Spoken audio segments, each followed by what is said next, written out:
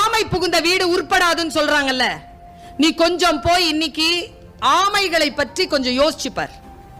உலகத்தில் இருக்கிற ஜீவராசிகளிலேயே அதிக வாழ்நாட்கள் வாழக்கூடிய ஒரே ஜீவராசி ஆமை. அதனுடைய வயசு சொன்னேன்னு வச்சுக்கோங்க, மினிமம் 300 to 500 to 800. எத்தனை ஜெனரேஷன்ங்க பார்க்கும். நம்ம தாத்தாவை பார்த்துருக்கோம், அதுக்கு அப்பனை பார்த்துருக்கோம், அவங்க அப்பாவை பார்த்துருக்கோம், அதுக்கு முப்பாட்டனை பார்த்துருக்கோம்.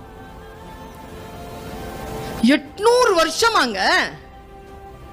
இன்னொரு விஷயம் சொன்னா நீ ரொம்ப ஆச்சரியப்பட்டு போவ.